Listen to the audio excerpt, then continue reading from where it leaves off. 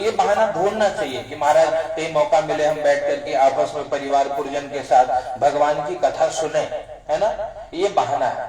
तो ये सब बहाने होते हैं कि महाराज मेरा बर्थडे है, कथा सुने। कथा तो कभी भी हो सकती है, भगवान की कथा कब करनी चाहिए? कथा में भगवान ने अपने श्रीमुख से नारद जी को बताया कब कथा करिए, कहते हैं भैया जब मन करे तब करिए, है ना। यस्मिन कस्मिन दिने मर्त्यो भक्ति श्रद्धा समन्वितः, जिस किसी दिन याद आए, है ना, कोई तिथि मुहूर्त नक्षत्र देखने की आवश्यकता नहीं, याद आ जाए महाराज बहाना ढूंढ के बर्थडे है, कथा करेंगे, है ना। जो बालक का जन्मदिन है, सभी लोग आशीर्वाद दीजिए बालक दीर्घायु बने, एकदम चमकते रहे से। ये बहाना है। इससे क्या होगा? इससे आप देवताओं का पूजन करके देवताओं का आशीर्वाद लोगे। ये जो आपके बड़े लोग है ना, इनका पैर छूकर इनसे आशीर्वाद लोगे। ये सब आशीर्वाद, ये पुण्यार्जन का साधन है ना, पुण्य बढ़ाने का साधन है भगवान की कथा। अब कथा करनी कितनी चाहिए? तो रोज 1 घंटा तो भैया करनी चाहिए। तो भैया महाराज इतना समय तो नहीं है ना, ये ना हो पाई, है ना, 1 घंटा वाला काम छोड़ो, कैसे करें? फिर कहा गया भैया चलो 1 घंटा ना कथा कर पाओ तो कितना करिए? तो यही प्रश्न लेकर के कुछ लोग किसी संत के पास गए, है ना, पूछा महाराज जी कि प्रतिदिन की सेवा कितनी हो, क्या 1 घंटा करें रोज? बोले नहीं 1 घंटा तो ना कर पाएंगे, कलयुग के जीव है भैया, है ना, मने नहीं लगेगा। और भगवान की पूजा में प्रधानता धन की नहीं है। जैसे आपने भजन में सुना, दुर्योधन घर मेवा त्यागो, ठाकुर जी तो भैया वो है ना, सबसे ऊंचे प्रेम सगाए, है ना, एक कड़ी गाते हैं, और सबसे ऊंचे प्रेम सगाए, सबसे ऊंचे प्रेम सगाए, सबसे ऊंचे प्रेम सगाए, सबसे ऊंचे प्रेम सगाए। सबसे ऊंची क्या है? प्रेम है, बल्कि ठाकुर जी से प्रेम होना चाहिए। भगवान ने क्या किया? दुर्योधन घर मेवा त्यागो और साग विदुर घर खाए, है ना। विदुर जी के घर ठाकुर जी ने साग खाया, है ना, साग, कुछ लोग कहते हैं केले का छिलका खाया, कुछ भी खाया, खाया पत्ते फूल था, है ना। और दुर्योधन ने क्या? 56 भोग लगाए थे। क्यों? भैया द्वारिकाधीश आ रहे हैं, है ना, द्वारिका के महाराज कृष्णचंद्र आ रहे हैं, तो उनको बुलाया, स्वागत किया, कहा भैया चलो प्रसाद। बोले नहीं, कोई इंतजार कर रहा है। बोले इससे बढ़िया ना मिलेगा, है ना। अब आप खुद सोच लो, कहाँ वो कहाँ ये, है ना। अब बोले इससे बढ़िया ना मिले, कहा नहीं, वहां जो मिलेगा वो यहाँ नहीं मिलेगा। बोले क्या? जो वही बात आपने सुनी कथा, दुर्योधन की मेजबानी स्वीकार करी ठाकुर जी ने, कि उन्होंने बुलाया कि चलिए आज भोज पे आइए, है ना। कन्हैया गए हैं, जाकर के फिर विदुर जी भी वहां, भगवान के परम भक्त हैं विदुर जी, मन में भाव आया कि क्या कान्हा मेरे घर कभी खाएगा, है ना। प्रेम होता है ना, देखिए जिससे प्रेम होता है उसके लिए एक विशेष भाव होता है। प्रेम तो भैया कहते ये तो प्रेम की बात हो, प्रेम न जाति देखता है। देखिए आजकल जो प्रेम करते हैं ना, लड़का लड़की जो आई लव यू घूमते हैं, प्रेम नहीं है ना, ये इसको प्रेम कहा ही नहीं जाता। प्रेम कौन है? प्रेम वो है जो परमात्मा से मिला जाए, है ना। इसलिए एक सेंटेंस है, love is God and God is love. भगवान ही प्रेम है और प्रेम परमात्मा है, तो वो प्रेम है। और प्रेम में अब प्रेम के लिए जरूरत नहीं कि कोई स्त्री हो तो प्रेम करे, नहीं, किसी से भी प्रेम हो जाता। मीरा को गिरधर से प्रेम हो गया, मेरे तो गिरधर गोपाल, दूसरों ने कोई, तो ये प्रेम है। कोई लिंग नहीं, लिंग भेद नहीं है इसमें कि स्त्री हो पुरुष हो या नपुंसक हो, किसी प्रेम तो प्रेम है ना। और ये प्रेम जगत के लोग नहीं कर पाते। जगत के लोग जिसको प्रेम कहते हैं वो प्रेम नहीं है, या तो स्वार्थ है या किसी प्रकार की वासना है, लेकिन वो प्रेम नहीं है। प्रेम क्या है? जब जिससे अगर व्यक्ति को प्रेम, अगर आप मान लीजिए जगत में कोई प्रेम करता भी है तो कहते हैं वो केवल और केवल माँ करती है ना। इसलिए कहते हैं प्रेम अंधा होता है ना। बचपन में जीव जब से गर्भ में आया, माँ प्रेम करने लगी, और देखने में कैसा भी हो, लूला हो, लंगड़ा हो, करिया हो, गोर हो, है ना, माई बोले ना हमारा तो भैया कटरिया, तो क्या हमारा सावरा तो भैया कन्हैया है। ये प्रेम है, उसको कमी नहीं नजर आता। प्रेम मतलब कमी नहीं ढूंढेगा, और अगर कहीं कोई कमी निकाल रहा है तो समझना प्रेम नहीं है ना। ये क्यों? क्योंकि भगवान की कथा प्रेम का विषय है। किसी प्रकार प्रेम हो जाए फिर आपको रोज ये नहीं करना, जब तक फिर तो भैया पूजा हर क्षण पूजा होगा, है ना। एक कड़ी गाते हैं, हर सांस में हो और सुमिरन तेरा, यूं बीत जाए जीवन मेरा। हर सांस में हो सुमिरन तेरा, यूं बीत जाए जीवन मेरा।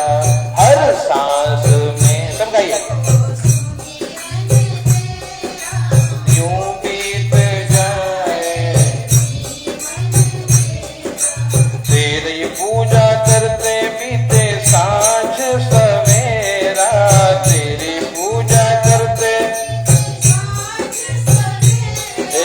तेरी पूजा करते बीते सांझ सवेरा, तेरी पूजा सांझ सवेरा, यूं बीत जाए जीवन मेरा, यूं बीत जाए जीवन मेरा, हर सांस में हो सुमिरन तेरा, यूं बीत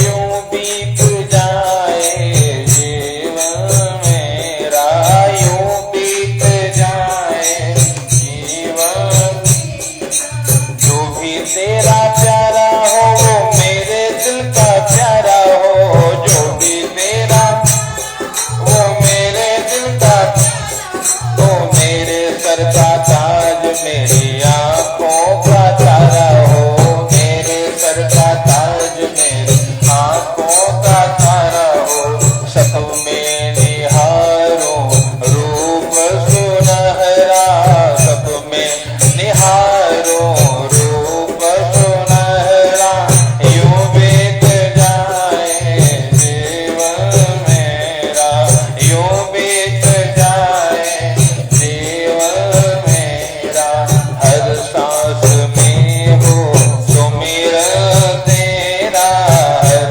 सांस में हो सुमिरन तेरा, यूं बीत जाए जीवन मेरा, यूं बीत जाए जीवन, नैनों की खिड़की से तुमको पल पल में निहारो, नैनों की खिड़की से तुमको, ओ नैनों की खिड़की से तुमको पल पल में निहारो, नैनों की खिड़की से पल पल में निहारो, मन में बिठा लो तेरी आरती उतारो, मन में बिठा लो तेरी आरती उतारो, डाले रहूं तेरे चरणों में डेरा, डाले रहूं तेरे चरणों में डेरा, यूं बीत जाए जीवन मेरा, यूं बीत जाए जीवन मेरा, हर सांस में हो सुमिरन तेरा, यूं बीत जाए जीवन मेरा, यूं बीत जाए जीवन में। ये प्रार्थना होनी चाहिए। और ये कब होगा? जब ठाकुर जी से प्रेम हो जाएगा तो हर सांस में जीव भक्ति करता है, हर क्षण उसको भगवान की याद आती है ना। कुछ रहस्य की बात बताओ, अच्छे से सुनोगे तो बहुत बड़ी बड़ी बात बता दूंगा, न सुनो तो 5 मिनट की कथा है, मुझे तो याद है। हाँ, भगवान की भक्ति 9 प्रकार की है ना। रामचरितमानस में भगवान श्री राम भैया शबरी से बताते हैं, है ना। क्या ये कहते हैं कि हे देवी, हे भामिनी, हे सुंदरी, है ना। अब भगवान, देखिए एक और प्रसंग याद आता है कि शूर्पणखा बड़ी सुंदर बन करके आई, बड़ा मेकअप शेकअप करके कि राघव को रिझा लिया जाए, राम को रिझा लिया जाए। और राम को रिझाने के लिए बाहर से सुंदर बनकर आए, लेकिन मन में बहुत कुटिलता थी, जानती थी कि सीता साथ में। और फिर भी राम जी ने देखा भी नहीं उनकी ओर। और यहाँ पे एक वृद्धा, एक बूढ़ी अधम जाति की नारी, क्या नाम है, शबरी, जो वृद्ध हो चुकी है, शरीर में झुर्रियां पड़ चुकी है ना। और भगवान कहते हैं, हे सुंदरी, तुझमें तो भक्ति के 9 गुण है। तो प्रश्न आता है मन में कि भगवान की दृष्टि में सुंदर कौन है ना। क्या जो तन से प्रिय चकाचक है वो सुंदर है? बिल्कुल नहीं। भगवान के लिए सुंदर कौन? कहते भैया जो मन से सुंदर है। इसलिए भगवान शरीर नहीं देखते। शरीर तो भैया देखिए, जन्मा शरीर के 6 विकार है, जायते, वर्धते, अपरिणमते, इस प्रकार से अंत में म्रियते। जन्म लेता है, पलता है, बढ़ता है, धीरे धीरे क्षण होने लगता है, बूढ़ा होने लगता है, और अंत में विनश्यति, है ना, शरीर छूट जाता है। ये शरीर छूटता है, आप हम नहीं छूटते। आप हम जीवात्मा है। जैसे जो गाड़ी को चलाने वाला ड्राइवर होता है, वैसे शरीर को चलाने वाला जो जीवात्मा वो आप हम है। इसका न कोई शरीर है, न रूप है, न रंग है ना। लेकिन शरीर के कारण हम परिभाषित होते हैं, शरीर के कारण लोग हमको जानते हैं। तो ये सब क्यों बताया जा रहा है? ये हमारे यहाँ की फिलोसॉफी है, इसको कहते हैं हमारा दर्शन, भारतीय दर्शन। भारतीय दर्शन ये कहता है कि आप और हम जीवात्मा है, और जीवात्मा शरीर जब तक मिला है तो किया क्या जाए, बंगले बनाए, गाड़ी बना ले कि हेलीपैड ऊपर होना चाहिए, है क्या क्या व्यवस्था कर ले, कहते करिए, सब करिए, इसमें रोक नहीं है ना, मन भर के करिए, लेकिन लक्ष्य मंजिल याद होनी चाहिए। मंजिल क्या है? भगवान के। अंत में शरीर छूटेगा तो ये जो आत्मा है वो परमात्मा में मिल जाएगी, इसको मुक्ति कहते हैं। और ये मुक्ति होती कैसे है? ये मुक्ति होती है तप करने से। यहाँ तो जो समय दे रहे हो, यहाँ समय लगाओगे तो यहाँ जो इन्वेस्टमेंट करोगे यहाँ लाभ मिलेगा, है ना। बैंक में पैसा डाल दो, धीरे धीरे एफडी कर लो, लाभ मिले, है ना। पर जो समय का जो कथा पूजा कीर्तन करके जो समय का हम एफडी कर रहे हैं, ये वहां लाभ देता है। इसलिए समय निकालिए, दूसरों के लिए ना निकालिए कि हमको लगे कि भैया लोगों को बुलाकर ही किया जाए। नहीं नहीं, एकांत में कुछ ये सब सेवा साधना सुमिरन जब तब एकांत में करिए, कोई आवश्यकता नहीं जगत को रिझाने के लिए। क्यों? क्योंकि जगत में कहते भैया दुनिया में कोई अपना नहीं है, सत्य तो यही है। और कौन अपना है? कहते भैया राम अपने हैं। इसलिए जीव एक भाव से कहता है कि जगत में नगीना ढूंढते हैं ना, नगीना मतलब सबसे बेशकीमती अगर कुछ जगत में है ना, तो वो क्या है? तो संत गाते हैं, कड़ी गाते हैं भाव से, राम जैसा नगीना नहीं और सारे जग की बजरिया में, राम जैसा नगीना नहीं सारे जग की बजरिया में। आइए, राम जैसा नगीना सारे जग की बजरिया में, राम जैसा नगीना नहीं सारे जग की बजरिया में, राम जैसा सारे जग की बजरिया में, नीलमणि जड़ाऊंगा अपने मन की मुदरिया में, ओ नीलमणि जड़ाऊंगा अपने मन की मुदरिया में, ओ राम जैसा नगीना नहीं सारे जग की बजरिया। जीवन में जतन करके राघव को मनाना है, जीवन में जतन करके राघव को रेखा। एक घड़ी कर लीजिए भगवान की पूजा, है ना। एक घड़ी का मतलब 24 मिनट, है ना। एक घड़ी मतलब 24 मिनट रोज मंदिर में बैठ करके पूजा पाठ जब तक आरती हवन पूजन करिए। अब इतना रोज करते हो क्या? सही बताना। नहीं महाराज, ना हो पाएगा, है ना। क्या हो पाएगा? नहीं हो पाएगा। ये भक्त ने भगवान से कहा प्रभु नहीं हो पाएगा। बोले तो फिर चलो कंसेशन ले लो, है ना। कितना? 50% कंसेशन। कितना हुआ? एक घड़ी आधी घड़ी, आधा तो करना पड़ेगा, है ना। आधा मतलब 12 मिनट सेवा करो, वो भी नहीं होगा। आधी में पुनिया 6 मिनट। अब 6 मिनट के बाद जीव कहता महाराज इतना नहीं होगा। फिर भगवान ने कहा भैया फिर तेरा कुछ नहीं होगा, तो जब पड़ा नहीं सिर्फ 84 के चक्कर में। 84 के चक्कर मतलब 84 लाख शरीर है, जितने जीव इस धरा पे विद्यमान है वो 84 लाख है। ये जीवात्मा मच्छर भी बनता है। आप हम कभी मच्छर भी बन सकते हैं, यहाँ ऑप्शन है। सांप भी बन सकते हैं, गोजर बैल बन जाए, है ना। जो मंदिरों का धन जमा करके खाता है ना, वो बैल बनता है अगले जन्म में, है ना। जो दूसरों का शोषण करता है, वो ये गरुड़ पुराण में स्पष्ट रूप से वर्णन है। जो दूसरों का शोषण करता है वो मच्छर बनता है ना। जो दूसरों को डसता है, मतलब जो दूसरों का वध करे इत्यादि करे, वो कहते हैं वो सर्प बनता है। ऐसे अपने कर्म के अनुसार अगला जन्म निर्धारित होता है। तो इस मनुष्य के शरीर को पाने के बाद 3 ऑप्शन होते हैं, है ना। क्या 3 ऑप्शन है?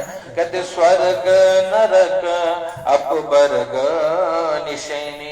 ये जो सीढ़ी है मनुष्य का शरीर, यहाँ से 3 ऑप्शन है। आप अच्छे कर्म करिए, पुण्य कर्म करिए, स्वर्ग में चले जाइए, है ना। दूसरा, आप बुरे कर्म करिए, नरक में जाइए, नरक की यात्राएं होंगी। तीसरा, अपवर्ग मतलब आप भगवान का भजन करिए और मुक्त हो जाइए। है ना। तो तीन ऑप्शन है। कुछ लोग को जो जान जाते हैं कि भाई संसार आखिर दुखालय ही है, हमने जितना भी प्रयास किया, आप स्वयं विचार करिएगा, हमने बचपन से लेकर के अभी तक की जो यात्रा की है उसका उद्देश्य क्या था? सुख प्राप्ति। पर क्या आप सुखी हो?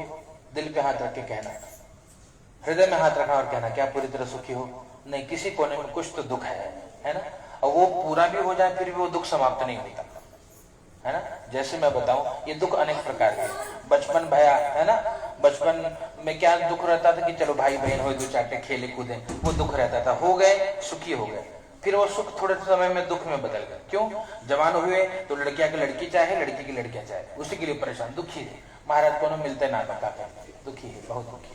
ये भी एक दुख है। मिल जाए तो क्या कहा गया? सुखी। बोले नहीं महाराज, काहे दुखी हो गए भैया? कहा एक हम हो की चाहे, वो हो जाते सुखी, है ना। भगवान वो दे दिए। बोले ना महाराज, लड़की हो गई, एक लड़की हो चाहे तो सुखी। ठाकुर जी ने लड़का भी दे दिया। बोले हाँ महाराज, बस बहुत सुख भाई, एकदम चकाचक सोहर गवा गया, आनंद आ गया। फिर कुछ समय बाद जीव से मिला जाए, क्या आप सुखी हो भैया? बोले नहीं महाराज, दुखी। बोले बहुत शैतान हो लड़के, एकदम तांडव में सोए ना जाता, दुखी है। चलो किसी प्रकार समय बीता, बच्चा बड़ा हो गया। बच्चा बड़ा हुआ तो पूछा गया, सुखी हो आप? बोले नहीं। बोले क्यों? पढ़ाई लिखाई बराबर ना करता हूँ, क्या करिए जीवन में, दुखी। फिर दुखी, ये जीव सुख के लिए कर सब रहा है, दुखी। मान लो कोई भैया पढ़ लिख के चकाचक व्यवस्था भी बन गई, तो पूछा आप सुखी? बोले ना महाराज, दुख हुआ भी। बोला कौन दुख भैया? ब्याह हो जाता, लड़कियां ना मिलता। अरे लड़कियों भगवान दे दे, बियाह होगी तो कैसी पतो आएगी, नहीं थे, है ना। तो कहते अब ठीक, अब सुखी? बोले ना महाराज, एक नाती पोता आगे सही सुखी होगी। अरे ये जो चक्कर है कभी पूरा नहीं होगा साहब। अंत समय वृद्धावस्था में आए हैं, हम पड़े हैं कहाँ पे? मृत्यु शैया पे हम पड़े हैं। अब पूछा जाए, क्या भैया आप सुखी हो? बोले ना ना, वही जो नतिया आपका ब्याह देख ले महाराज। ये संसार कभी सुखी होने नहीं, यहाँ जीव कोई सुखी नहीं है। और कौन सुखी है? कहा भैया वही सुखी है, नानक दुखिया सब संसारा, और सोई सुखिया जिन नाम आधारा, जिसको भगवान के नाम का आश्रय है, आधार है, वो वही सुखी है। अब ये कथा ऐसे सुनाई जाए ना, जिस गति से हम सुना रहे हैं, हमको लगता है 2-4 महीना में पूरा होगा। अभी कथा प्रारंभ नहीं हुई है, कथा की भूमिका बन रही है ना। भूमिका जानते हैं? भूमिका, हाँ, देखो बालक ने कुछ बताया, वही है। ये भूमिका अभी कथा में चली, प्रवेश करते हैं, कथा आगे बढ़ाते हैं। एक नैमिषारण्ये ऋषयः शौनकादयः पप्रच्छुर्मुनियः सर्वे सूतं पौराणिकं खलु। कथा प्रारंभ हुई, श्री गणेशाय नमः, है ना। पहले गणेश जी की वंदना करके व्यास जी महाराज ने कथा प्रारंभ करी, है ना। और कथा प्रारंभ हुई गणपति वंदना। अब चलिए गणेश जी का थोड़ा स्मरण कर लीजिए। ओ गाइए गणपति जगवंदन, शंकर सुवन भवानी के नंदन। कहिए, बजाइए, गाइए गणपति जगवंदन, शंकर सुवन भवानी के नंदन। गाइए शंकर सुवन भवानी के, हृदय सदन गज बदन विनायक, हृदय सदन गज बदन विनायक, कृपा सिंधु सुंदर सकलायक, कृपा सिंधु सुंदर सकलायक, मांगत तुलसीदास कर जोरे, मांगत तुलसीदास कर जोरे, बसहु राम सिय मानस मोरे, बसहु राम सिय मानस मोरे। गणपति गजानन महाराज की। तो गणपति जी की पहले वंदना करके व्यास जी ने प्रारंभ कर। देखिए एक और मन में भाव उत्पन्न हुआ। क्या उत्पन्न हुआ?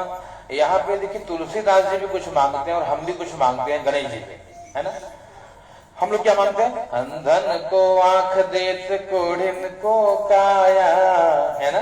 ये मांगते हैं, अंधे को आंख दे दो, कोढ़े को काया दे दो, बांझन को पुत्र दे दो, है ना। भगवान से ये मांगते हैं।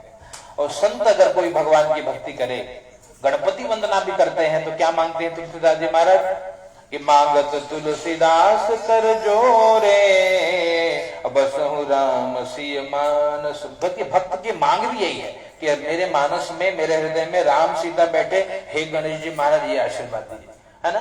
गणपति पूजन सब करते हैं, लेकिन यहाँ जो जीव है वो संसार मांगता है, संत जो है वो भगवान मांगता है। तो संत की दृष्टि में सब एक ही है और सबसे वही मांगते हैं कि भैया राम प्रेम हो जाए, जो जिसके उपासक है ना। जैसे आपको मैं एक और बताऊं, आपने देखा होगा कभी, देखिए कोई ऐसे त्रिपुंड लगा लेते हैं, है ना। इसका मतलब ये व्यक्ति को पहचान सकते हो आप कि ये किसका सेवक है ना। जो त्रिपुंड लगाता है ना, वो किसका सेवक है? भोलेनाथ का, मेरा भोला है भंडारी है। और फिर यहाँ कोई कभी किसी को देखा होगा, यहाँ बीच में गोला से लगा लेते टीका, जैसे यहाँ बीच में लगा है, ये किसके हैं? ये माता जी के सेवक। विंध्याचल इत्यादि जाए तो केवल लाल टीका लगा देगा, है ना। गोला, गोल मतलब माता जी के चेले, उसको क्या बोलते हैं जो। और कुछ लोग देखो कभी कभी ऐसे दिखते हैं, आप टीवी इत्यादि में देखो संत लोग ऐसे लगाते हैं ऊर्ध्वपुंड, है ना। ऊर्ध्वपुंड मतलब वैष्णव है। वैष्णव मतलब देखिए जैसे विष्णु भगवान के या राम जी के या कृष्ण के सेवक ऊर्ध्वपुंड लगाते हैं, तो तिलक देख करके जान जाओगे कि किसके सेवक है ना।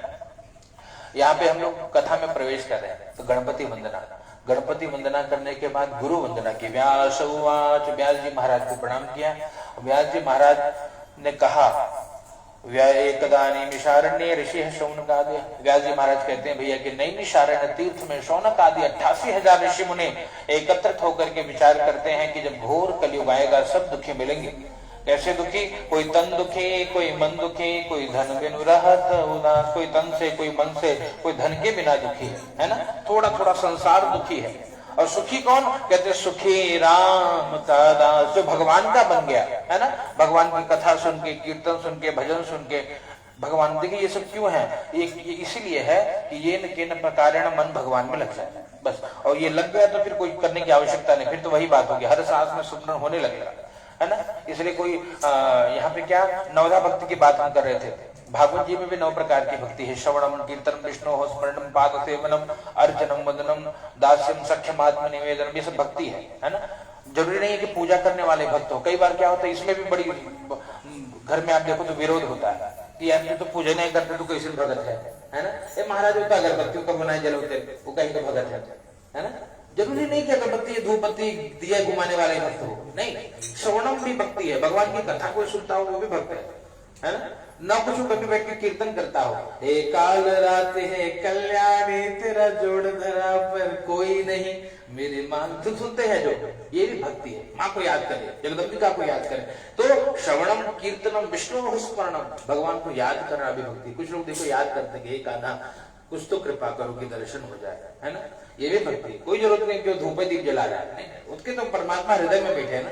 ये भी पूजा है, इसको बोलते हैं मानसिक पूजा। श्रवणम कीर्तनम विष्णु हो स्मरणम पाद सेवन, अगर हो सके कुछ लोग पाद सेवन करते हैं, जैसे कन्हैया आ गए उनको नहलाइए धुलाइए खिलाइए पिलाइए, ये भी सेवा है जरूर। अब ये सब अलग अलग प्रकार के, श्रवणम कीर्तनम विष्णु स्मरणम पाद सेवन, अर्चनम भगवान की अर्चना करना, वंदनम भगवान की वंदना करना, सख्यम भगवान को अपना सखा मान लेना, सक्षम आत्मनिवेदन, आत्मनिवेदन तो समर्पण, सौंप दिया, वो गीत है ना, ये भी भक्ति है। एक एक कड़ी गाते हैं, अब सौंप दिया एक जीवन का सब भार तुम्हारे हाथों में, अब सौंप दिया एक जीवन का सब भार तुम्हारे हाथों में, है जीत तुम्हारे हाथों में और हार तुम्हारे हाथों में, है जीत तुम्हारे हाथों में और हार तुम्हारे हाथों में। ये भी भक्ति है। भगवान को सरेंडर हो जाता है कि भगवान मैं कुछ कर नहीं सकता, करने कराने वाले आप हो।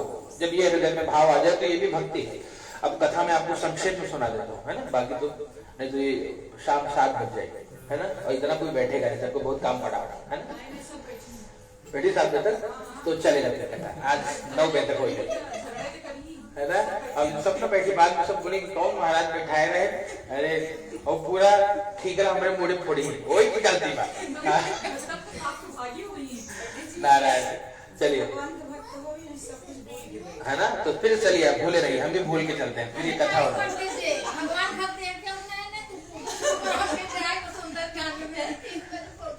देखा भाई होता है ना। नहीं बिल्कुल समय को लेकर चला जाए, क्योंकि सबकी अपनी अपनी परिस्थिति है। कभी भक्तों की मंडली एकत्रित करिए, है ना, जो सब काम छोड़कर बैठे और हम उस दिन बैठे तब तक आज कथा हो, है ना। अभी तो भैया सब कुछ व्यवस्था है, ध्यान से सुनिए, कथा सुन लीजिए फटाक। नैमिषारण्य तीर्थ की कथा 88,000 ऋषि मुनि दुखी होकर के, है ना, और गुरु जी के पास गए। कौन गुरु जी? सूत जी महाराज, है ना। सूत जी महाराज के पास जाकर के प्रणाम करके पूछा, महाराज आप हमको उपाय बता दीजिए। बोले कौन सा उपाय जानना चाहते हो आप लोग? कहा वो उपाय जानना चाहते हैं जिससे सबकी मनोकामना की पूर्ति हो, है ना। क्योंकि सब कोई एक प्रश्न नहीं था, सबकी कामना, जिसको जो चाहिए वो मिल जाए, है ना। ऐसा कोई उपाय अगर हो तो बताइए जो सबके काम का हो। बोले हाँ एक है। बोले क्या है वो? बोले ध्यान से सुनिएगा। क्या है? बोले भैया वैसे हरि अनंत हरि कथा अनंता कहीं सुनहि बहु विधि सब संता। यही कथा आप लोग हमेशा हर जगह सुनते हो, सब लोग अनेक प्रकार से सुनाते हैं। उद्देश्य वही है। उद्देश्य क्या है कथा का? कि किसी भी प्रकार मन भगवान में लग जाए, बस ये उद्देश्य लेकर के लोग कुछ भजन करके या किसी भी माध्यम से, जो जिसकी जितनी योग्यता है ना, एजुकेशन भी मैटर करता है ना, जिसकी जितनी योग्यता है वो अपनी योग्यता के अनुसार आपको भगवान की कथा सुनाता है, और हम लोग सुनते भी हैं। इसका उद्देश्य ये होता है कि हम भगवान के बन जाए। इससे होगा क्या? कहते भैया ठाकुर जी सब कुछ देंगे, इस लोग के सुखम भूत्वा शांति शक्ति पुरमेय।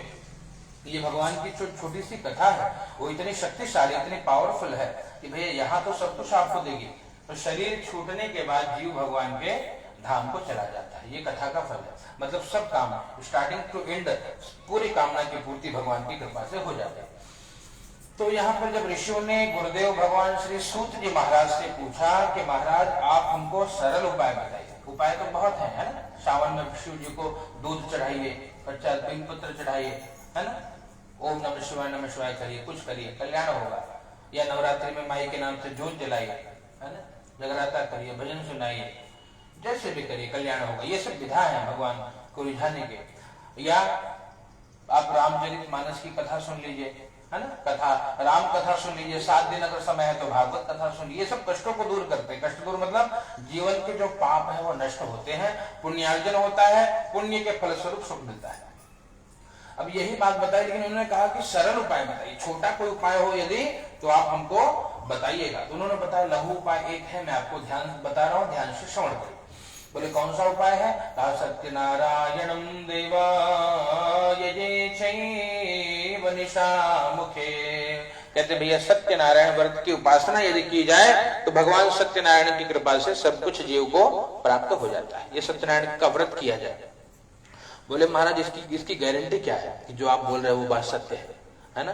देखिए पहले भी लोग ऐसे ना मान लेते थे। बोले कोई प्रमाण है ना, प्रमाण कोई प्रूफ हो तो, कोई एविडेंस हो तो बताइए। बोले हाँ एविडेंस है, सुनिए। बोले क्या? आपको किसने बताया ये उपाय? मनमानी बता रहे? बोले नहीं मनमानी नहीं है, हमको नारद जी ने बताया। बोले नारद जी को कैसे कथा उथा मालूम पड़ गई भैया? बोले एकदा नारदो योगी परानुग्रह कांक्षया। नारद जी योगी है। योगी मतलब बताइए, योगी मतलब जो ऐसे बैठा रहे पद्मासन लगा के बाबा रामदेव की तरह करते रहे, वही योगी है ना। हमारे मन में ये भ्रांति है कि हम योगी उसी को मानते हैं, पर शास्त्र कहता है योगी वो है जो भगवान से युक्त रहे, वो योगी। युक्त मतलब जो हर क्षण, योग मतलब क्या होता है? हिंदी शब्द है ये, है ना, अंग्रेजी में कुछ और कहते हैं। योग करिए, सुने हो? योग मतलब जोड़ना, है? नहीं, मैथ्स में योग किसको बोलते हैं? मैथमेटिक्स में नहीं, गुणे को योग नहीं बोलते, जोड़ने को योग बोलते हैं। एडिशन मीन्स योग, है ना। जो भगवान से जुड़ा है वो योगी है, इसलिए नारद जी योगी। हर क्षण भगवान से जुड़े हैं। उनको क्या संज्ञा दी जाती है? योगी की संज्ञा दी जाती है। नारद जी हर क्षण परमात्मा का स्मरण करते हुए, और नारद जी ने इनको बताया। बोले नारद जी को कैसे? पूरी बात हमको बताइए महाराज, समझ में नहीं आ रहा है। बोले तो ध्यान से सुनिए। एकदा नारदो योगी परानुग्रह कांक्षया पर्यटन विविधान लोकान भर्त्य लोकमुपागतो। मनुष्य के जीवन का उद्देश्य होना चाहिए परहित, क्योंकि ये धर्म है। रामचरितमानस में कहते हैं परहित सरिस धर्म नहीं भाई, और पर पीड़ा सम नहीं अधमाई। पर पीड़ा अधर्म है और परहित ये पुण्य कर्म है। जितना हो कि कहते हैं घर से मंदिर बहुत दूर है, चलो यूं कर लें। आप तो भैया नसीब वाले हो, बगल में है ना। कुछ लोग के घर से मंदिर बहुत दूर है और सेवा करनी है तो क्या करें, तो सूफी संत कहते हैं घर से मंदिर बहुत दूर है, चलो यूं कर ले, किसी रोते हुए को हंसाया जाए, है ना। ये भी भक्ति है। कोई अगर दुखी है, रो रहा है, आपके कारण उसके चेहरे पे मुस्कान आ जाए, तो हमारा कर्म ये होना चाहिए, हम सबको प्रसन्न करते चले, है ना। सब हमारे कारण कोई दुखी ना हो, ये प्रयास होना चाहिए। नारद जी यही कर्म करते हैं। नारद जी मन में भाव लेकर के, परहित का भाव लेकर अनेक लोगों में भ्रमण करने के बाद जब नारद जी मृत्यु लोक में आए हैं, है ना, और वहां बाकी लोगों में सब सुखी थे, पर मृत्यु लोके जना सर्वे नाना क्लेश समवेता। मृत्यु लोक में सभी लोग अनेक प्रकार के क्लेश कष्ट को भोग रहे थे, है ना। ये क्यों, पूर्व जन्म के संचित पाप के कारण। आपको हमको लगता होगा, जैसे आप कई बार देखिए कोई जूता पॉलिश करने वाला लड़का, है ना, वो बढ़िया सिंगर बन जाता है, वो अमेरिका में भटक रहा है, आनंद कर रहा है ना। यहाँ उसके खाने की रोटी नहीं थी। ये सब क्यों, ये पूर्व जन्म का कर्म है उसका। जब पुण्योदय होता है ना, चमत्कार होता है। आप कहीं कुछ देखते 5 साल के बच्चे के बाद सब कुछ आ गया, है ना। जैसे वो केबीसी में बच्चा आया शिमला का, देखे ना, कोई बालक बढ़िया एकदम अमिताभ बच्चन से बात कर रहा था, बड़ा प्रसिद्ध हो गया, है ना, वायरल हुआ। क्यों, ये सब ये पूर्व जन्म के पुण्य है व्यक्ति के, जो पुण्योदय जब समय आने पे खुलता है, इसको भाग्योदय काल कहते हैं, और सब कुछ मिल जाता है। नारद जी कहते मृत्यु लोक में अपने पूर्व संचित पाप के कारण दुखी है। एक समय में 2 लोग जन्म लेते हैं, कोई गरीब के घर में जन्म ले रहा है, कोई अंबानी के यहाँ जन्म ले रहा है। ये क्यों, ये व्यक्ति का कर्म है। समय तो वही है दोनों का, लेकिन अपने पूर्व कर्म के कारण व्यक्ति को इस जन्म में सब कुछ मिलता है ना। कुछ कुत्ते भी इतने सौभाग्यशाली होते हैं कि इसी में सोते हैं, देखियो, है ना। वो जो आपने हमने कभी ना सोचा है, वो उतनी वीआईपी ट्रीटमेंट उनको मिलती है। क्यों, ये उनका पूर्व जन्म का पुण्य है। और कुछ पाप था कि कुत्ता बने, है ना। पाप था कि श्वान योनि में गए, लेकिन पुण्य है कि भैया अच्छे एकदम आनंद में है, एकदम पूरी व्यवस्था मिल रही है। तो ये सब कहने का अभिप्राय इतना ही है कि कर्म करते व्यक्ति की कर्म करते समय व्यक्ति को सावधान रहना चाहिए। या क्यों, क्योंकि कर्म करते वक्त कोई हमारा साथी नहीं है। जब जीवन में सुख आएगा ना, सारे लोग जुड़ जाएंगे, है ना। और जब जीवन में विपत्ति आएगी ना, आपका अपना आपसे हाथ छोड़ लेगा कि भैया नैनत को छोड़ो, बवाल वाला आदमी, है ना। तो ये क्यों, इसलिए कि हम हमेशा सावधान रहे। जितना हो उतना श्रेष्ठ कर्म हो, जितना हो उतना पुण्य कर्म हो। तो यहाँ पे नारद जी यही भाव लेकर मृत्यु लोक में आए, तो सबको दुखी देखा। सबको जब नारद जी ने दुखी देखा, पीड़ा भई, भगवान के पास गए। भगवान कहा तत्र नारा श्री वैकुंठम तदागम। वैकुंठ लोक में गए, भगवान का दर्शन किया। तत्र नारायणम देवा यजय जैव निशाम। नारायण का, भगवान श्री नारायण का दर्शन किया। कैसे भगवान, शंख चक्र गदा पद्म वनमाला विभूषितम। भगवान के हाथ में शंख है, चक्र है, वनमाला से विभूषित भगवान का दिव्य स्वरूप दर्शन किया है। दर्शन करने के बाद भगवान की स्तुति करिए। देखिए, इसलिए केवल दर्शन से कल्याण नहीं होगा। जैसे मंदिर में जाते हैं, भगवान का दर्शन करते हैं, है ना, दर्शन के बाद भगवान की स्तुति करनी चाहिए। अब जरूरी नहीं जिसको जो अब जरूरी नहीं कि सबको वेद मंत्र यावत हो कि महाराज बैठ के गणानंदवा करें, है ना। क्या करिए, जिसको जो आता हो, ना आता हो तो भजन ही सुनाए चला हुआ कुछ भगवान, ये स्तुति है ना। तो ये प्रयास है, जब जाइए कुछ ना है तो इतना बोलिए, त्वमेव माता च पिता त्वमेव त्वमेव बंधुश्च सखा त्वमेव त्वमेव विद्या द्रविणो त्वमेव त्वमेव सर्वं मम देव देव। यही कह के चले आए। ये भी भगवान ही। तो नारद जी ने स्तुति करी भगवान के। नमो वामन सातीत रूपाया अनंत शक्तये आदि मध्यांत हीनाय निर्गुणाय गुणात्मने सर्वेषामादि भूताय भक्त्यानामार्तिनाशने श्रुत्वा स्तोत्रम ततो विष्णुर्नारदो प्रत्यभाषत। नारद जी ने बड़ी सुंदर स्तुति करी, प्रभु आप मन से वाणी से परे स्वरूप वाले हो, आपकी कोई स्तुति कर नहीं सकता, है ना। पूरे समुद्र को आप मसी बना दो, मसी मतलब स्याही बना दो, इंक बना दो, है ना, और जितने वृक्ष हैं उनको काट कर लेखनी बना दो, और साक्षात शारदा मैया, शारदा मतलब ये नहीं जाना तो एक बार पूछे, बोला शारदा मतलब सरस्वती, सरस्वती मैया का नाम शारदा भी है।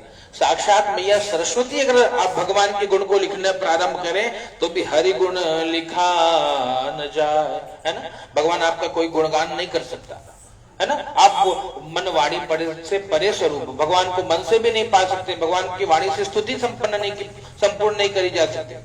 और आदि मध्यांतहीन, आदि मध्यांतहीन है भगवान, मतलब जब कुछ नहीं था ना यहाँ पर, तो जो थे वो भगवान, जो कुछ दिख रहा है इस रूप में भी ठाकुर जी ही है।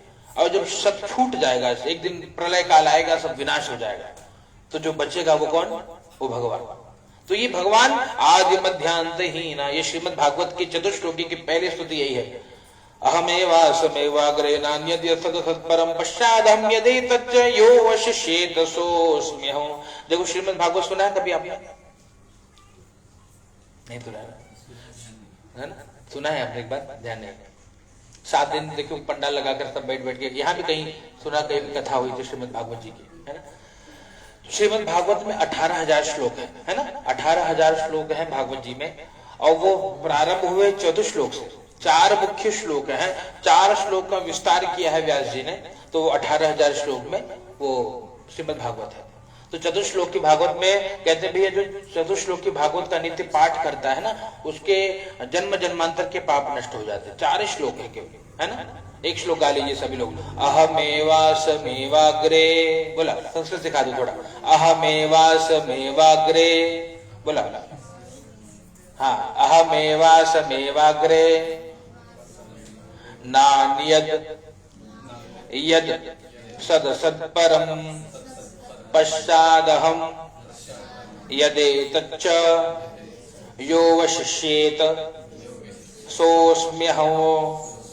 ऐसे 4 श्लोक है ना। ऋतीर्थम न प्रतीयेत चात्मनि तद विद्यादात्मनो माया यथा भासो तथा तमः। जो पढ़ा लिखा है वो चतुश्लोकी का पाठ करे तो कल्याण होगा। जिसको चाहिए होगा वो मुझे व्हाट्सएप करेगा, मैं उसको चतुश्लोकी भेज दूंगा, है ना। इससे क्या होगा? इससे सब होगा। ये बहुत सरल है। 4 श्लोक का पाठ करने से पूरे भागवत को सुनने का, पढ़ने का फल मिल जाता है ना। ये महिमा है। तो भागवत जी के पहले श्लोक में भी यही है। भगवान कहते हैं कि भैया जब संसार में कुछ नहीं था तो मैं था, संसार रूप में भी मैं हूँ, संसार जब समाप्त हो जाएगा तो जो रहेंगे वो परमात्मा। या यही स्तुति है नारद जी ने यहाँ की है कि भगवान के नमो वांगमन सातीत रूपाय अनंत शक्ति आदि मध्यांतहीनाय निर्गुणाय गुणात्मा। भगवान निर्गुण निराकार भी है और भगवान सगुण साकार भी है ना। भगवान को कई प्रकार में लोग भजते हैं। कुछ लोग निर्गुण निराकार मानकर भजते हैं, कुछ लोग सगुण साकार मान करके भगवान का भजन करते हैं। नारद जी ने स्तुति करी। नारद जी की स्तुति को सुन करके भगवान ने नारद जी से कहा कि हे नारद जी, किमर्थमागतोऽसि किं ते मनसि वर्तते तत्सर्वं कृपया ब्रूहि। कहते हैं नारद जी से कि आपको क्या चाहिए, आपके मन में क्या प्रश्न है नारद जी, बताइए। कुछ आपको चाहिए तो हमको बताइए। कोई दुख है आपके जीवन में? नारद जी ने कहा हाँ प्रभु, एक संशय है। क्या? मर्त्य लोके जना सर्वे नाना क्लेश समन्विता नाना योनि समुत्पन्ना पच्यन्ते पाप कर्मभि तत्कथम शमयेन्नाथो लघुपायेन तद्वद। भगवान नारद जी भगवान को कहते हैं कि हे प्रभु, मृत्यु लोक में जना सर्वे, सभी लोग, है ना, कोई एक नहीं, सभी जितने जीव हैं, मर्त्य लोक के जना सर्वे नाना क्लेश समन्विता, सभी लोग क्लेश कष्ट दुख के कारण दुखी हो रहे हैं। और नाना क्लेश समन्विता, और फिर लघु पाये न तद्वद तत्कथम शमयेन्नाथ। उनका ये दुख, ये क्लेश कैसे शमन होगा, कैसे दूर होगा, ये हमको छोटा सा उपाय में बता दीजिए। ये नारद जी ने कहा था। भगवान ने बताया कि हे नारद, वैसे तो अनेक उपाय हैं, लेकिन आपने लघु उपाय कहा है तो मैं आपको बताता हूँ। सत्यनारायणं विष्णुर्वांछितार्थ फलप्रद। भगवान सत्यनारायण जो है वो वांछित अर्थ को पूर्ण करते हैं। वांछित मतलब जो जिसकी जो कामना है ना, उसको भगवान सत्यनारायण पूर्ण करते हैं। और इसीलिए हे नारद जी, सत्यनारायण व्रत को अगर कोई जीव करता है तो उसका कल्याण होगा। नारद जी ने 4 प्रश्न पूछा। किम फलम किम विधानम च कृतम के नैव तद्व्रतम, फल क्या है, विधान क्या है, किसने किया, कब करना चाहिए, पूरी बात बताई, है ना। किम फलम, भगवान को पूछा कि क्या मिलेगा भगवान इस व्रत को करके, कहते कृत्वा सद्यः सुखम भूत्वा, कहते तुरंत सुख की अनुभूति होगी, है ना। कृत्वा सद्य सुखम भूत्वा परत्र मोक्षमाप्नुहि, पहला फल भगवान की कथा का है, सुख मिलेगा। भगवान की कथा का अंतिम फल है, मुक्ति मिलेगी, है ना, ये पहला फल। और इस प्रकार से किम फलम किम विधानम च, नारद जी ने 4 प्रश्न पूछा कि हे भगवान तो क्या मिलेगा, पूरी बात बताइए। कहते हैं भगवान कहते हैं धन धान्य प्रवर्धनम सौभाग्य संतिकरम सर्वत्र विजय प्रदम, धनहीन को धन मिलेगा, धान्यहीन जिसको भोजन का अभाव है भगवान की कृपा से अन्न धन इत्यादि मिल जाएगा। और इस प्रकार से सर्वत्र विजय प्रदम, भगवान की कथा सौभाग्य कर्म है, जिसका विवाह नहीं होता भगवत कृपा से विवाह होगा, जिसका सुजीव का और जिसे संतति नहीं होती भगवान की इस व्रत को करने से संतान मिलेगा। और सर्वत्र विजय प्रदम, कहते हैं जिस क्षेत्र का व्यक्ति होगा, जिस कामना से व्यक्ति काम ये भगवान की कथा कहेगा सुनेगा, भगवान उसके उस कामना को पूर्ण कर देंगे। ये भगवान की नाम की भगवान की कथा की महिमा है।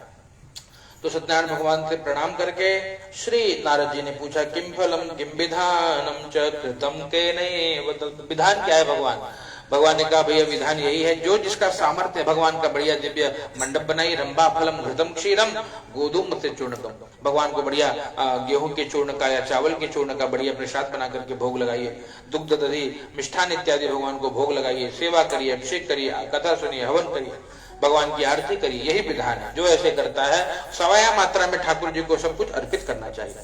इस प्रकार से सुन करके नारद जी ने 3रा प्रश्न पूछा कृतम के नैव तद्व्रतम, किसने किसने व्रत को किया भगवान बताइए। भगवान ने बताया कि शेष 4 अध्याय में भगवान ने बताया है जिसने व्रत को किया। चौथा कि कदा कार्यो व्रतो प्रभु, हे भगवान आपकी इस व्रत को कब करना चाहिए, कोई समय, कोई मुहूर्त, कोई तिथि है।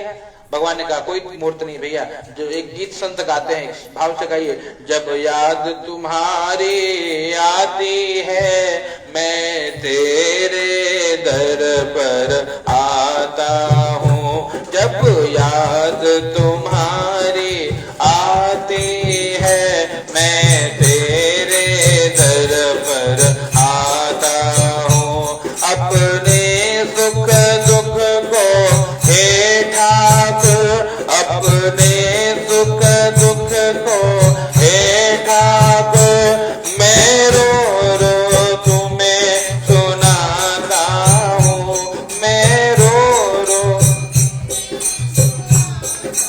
हूँ, जब याद तुम्हारी आती है मैं तेरे दर पर आता हूँ, जब याद तुम्हारी आती है मैं तेरे, तुम मेरे हो मैं तेरा हूँ, तुम मेरे हो मैं तेरा, नहीं और कहीं कुछ याद मुझे, नहीं और कहीं कुछ याद मुझे, ये याद सदा मेरे मन में रहे, ये याद सदा मेरे मन में रहे, ये अर्ज सुनाने आया हूँ, ये अर्ज सुनाने आया हूँ, जब याद तुम्हारी आती है मैं तेरे दर पर आता हूँ, मैं तेरे दर पर आता। भक्त यही कहता है भैया, भगवान ने यही कहा कि भैया जब याद आए उसी दिन सेवा करिए, कोई तिथि मुहूर्त नक्षत्र वार देखने की आवश्यकता नहीं है। इस प्रकार से बताया उनको, बड़े प्रसन्न होकर के, और बताया कि भैया ये कलयुग का सबसे छोटा उपाय है ना, जो भाव से भगवान की कथा करे, आरती करे। क्या करना चाहिए, बंधु बांधवों के साथ मिलकर के भगवान की कथा सुननी चाहिए, हो सके नृत्य गीतादिकम चरेत, नृत्य गीत आदि का आयोजन करना चाहिए, भगवान का भजन गाइए, कीर्तन करिए, इत्यादि का आयोजन करिए। और सब स्वयं भी प्रसाद भक्षण करिए, सभी को प्रसाद वितरित करिए, ब्राह्मण को दक्षिणा देकर संतुष्ट करिए। और इस प्रकार से विशेषतः कलियुगे लघुपायो इस कलयुग का सबसे छोटा सा उपाय है। जय जय श्री कृष्ण पुराणे रेवाकांडे सत्यनारायण रुद्रायाम प्रथमोत्सव प्रेम से बोलो वृंदावन बिहारी लाल की जय।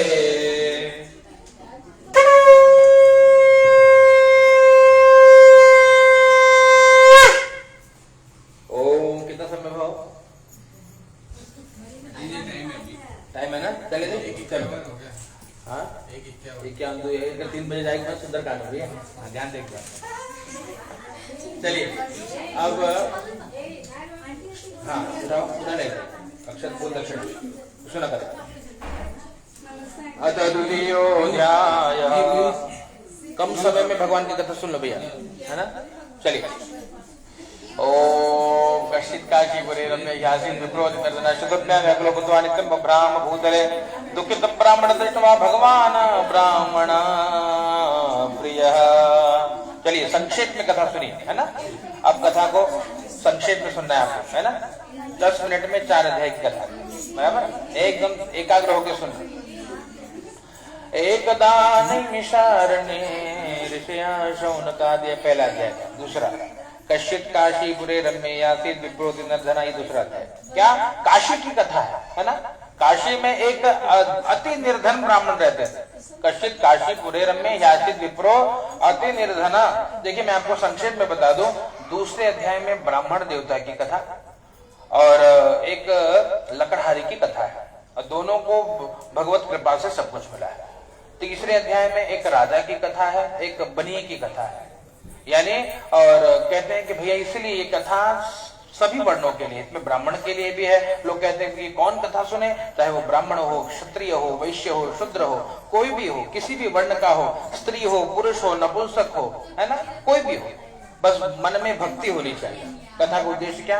हृदय में ठाकुर जी के प्रति यदि प्रेम है तो कोई भी कथा करे, इससे लाभ ही होता है। भगवान की सेवा जब तक करने से जीवन में लाभ ही होता है ना?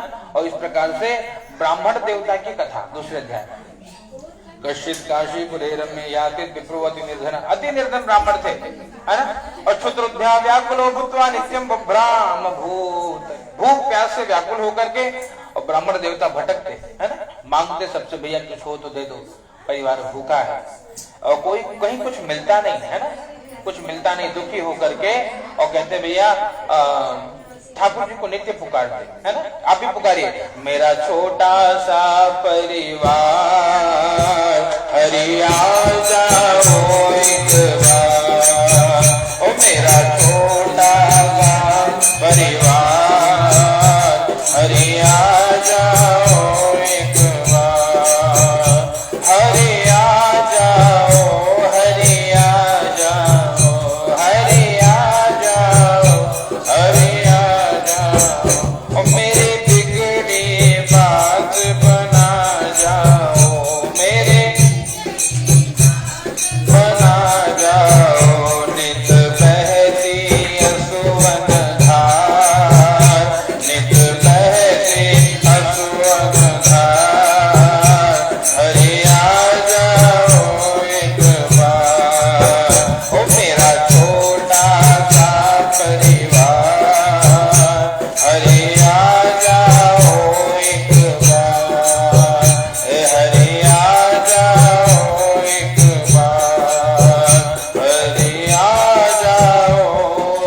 बार बार भगवान को बुलाते, प्रभु छोटा सा परिवार है, कभी दर्शन दीजिए। क्यों बुलाते? दुखी थे, है ना? याद रखना, दुख में सुमिरन सब करे और सुख में करे न कोई, जो सुख में सुमिरन करे तो दुख काहे को, है ना?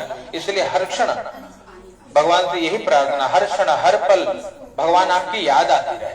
ब्राह्मण देवता दुखी भय तो भगवान को नित्य पुकारने लगे।